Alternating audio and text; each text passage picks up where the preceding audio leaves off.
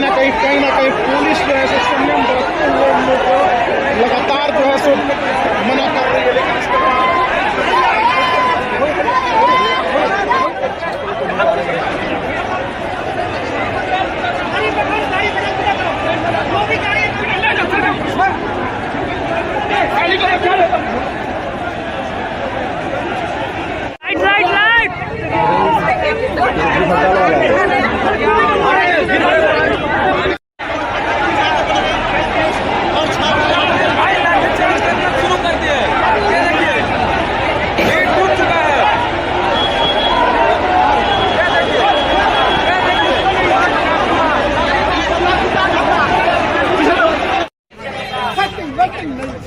नहीं चलेगा, नहीं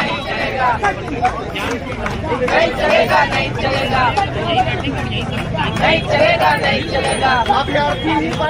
नहीं चलेगा, नहीं चलेगा। पटना की सड़कों पर कल हुए बवाल के बाद बीपीएससी अभ्यर्थियों का प्रदर्शन आज भी जारी है। ये तस्वीर आपको हम दिखा रहे हैं पटना के गर्दनी बाग की, जहां आप देख सकते हैं कि देर रात से सभी अभ्यर्थी जो है बैठे हुए हैं। लगातार आज 13वां दिन है और अभ्यर्थियों का जो जोश है वो कम होने का नाम नहीं ले रहा। लगातार अभ्यर्थी जो है वो धरना स्थल पर बैठे हुए हैं और री एग्जाम को लेकर जो है वो मांग कर रहे हैं। कई अभ्यर्थी ऐसे भी हैं जो सीधे पीएमसीएच से आए हैं। कल के हुए लाठीचार्ज और वाटर कैनन के प्रयोग में वो घायल हो गए थे, रात भर पीएमसीएच रहे और सुबह सुबह जो है वो धरना स्थल पर पहुंच गए। कई अभ्यर्थी कल रात को भी लाठीचार्ज के बाद धरना स्थल पर पहुंचे थे और रात भर यहां पर बैठे रहे और बस एक ही मांग कर रहे हैं कि हमारा री एग्जाम होना चाहिए। क्या कुछ कह रहे हैं अभ्यर्थी, आइए आपको सुनाते हैं। पीएमसीएच में जब मैं गया था तो मैं सेंसलेस हालत में था। मुझे कोई पता नहीं था कि मैं कब पहुंचा, कैसे पहुंचा, मुझे पहुंचाने वाले कौन थे, मुझे कुछ जानकारी नहीं थी। मुझे ऑक्सीजन लगी थी। जब मैं होश में आया उसके बाद मुझे पता चला कि मैं पीएमसीएच में हूँ। तो थोड़ी सी जहाँ चोट लगी थी मुझे दर्द हो रहा था, पेन हो रहा था। लेकिन सुबह जब मैं डॉक्टर से बात करने के बाद मुझे भी थोड़ा सा फ्रेश लगा, तो मुझे लगा कि आंदोलन में जाना चाहिए, क्योंकि हमारे आंदोलन का नेतृत्वकर्ता हम लोग नेतृत्व कर रहे थे। हम लोग शुरू दिन से हम लोग कोर कमेटी के मेंबर हैं, तो मुझे लगा कि हमारा आंदोलन कमजोर न पड़ जाए, तो इसलिए वहाँ पे हम लोग छोड़ कर आगे क्या योजना है आप लोगों की, आप क्या करेंगे?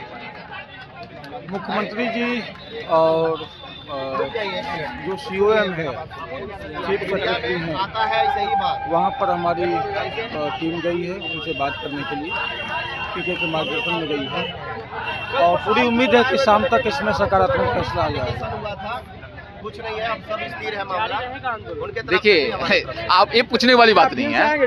कल लाठी खाने के बाद, वाटर कैनन की बौछारों को सहने के बाद आज हम बैठे हुए हैं और इसका प्रत्यक्ष प्रमाण है कि सत्याग्रह जारी है, जारी रहेगा जब तक हमारी मांगे पूरी नहीं होती है। जब तक री एग्जाम की नोटिफिकेशन उसके वेबसाइट पे नहीं दिख जाता है, तब तक हम यहाँ पे बैठे रहेंगे।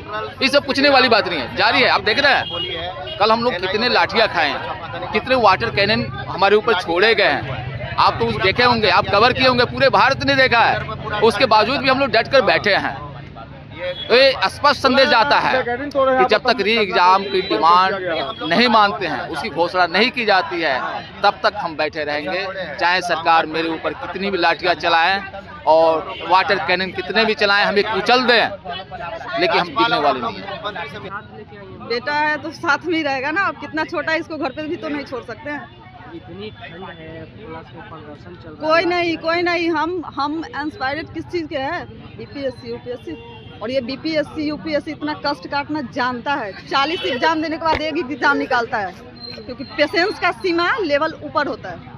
तो ये पेशेंस मत ही पूछे तो अच्छी बात है कि इसको छोड़ नहीं सकते। 2 घंटा एग्जाम में इसको छोड़ के गए हैं ना। इसका हाथ फ्रैक्चर हो चुका है दूसरे के सहारे। इसका हाथ फ्रैक्चर 2 घंटा सिर्फ छोड़े थे इसको एग्जाम में ऐसे कष्ट होने के बाद एग्जाम से निकले, अपने बच्चे का हाल पूछे तो पता चल रहा है कि बच्चे का हाथ ही फ्रैक्चर है और साइड में न्यूज़ देख रहे हैं कि एग्जाम में लीक हो रहा है पेपर। आप समझ रहे, सुसाइड करने पे साथ वो आप रहे हैं। सोनू के बारे में बोला जा रहा है कि वो नॉन सीरियस था इसलिए सुसाइड किया है, वो इसमें नहीं। भाई आपने रास्ता ही कहाँ छोड़ा है? सोनू के पास जिगरा था जो उसने सोचा कि हमें शायद अब कोई रास्ता ही नहीं, लेकिन हमें तो बच्चे का मुंह देखना, हम सुसाइड नहीं कर सकते ना। लोकल 18 के लिए सच्चिदानंद की रिपोर्ट।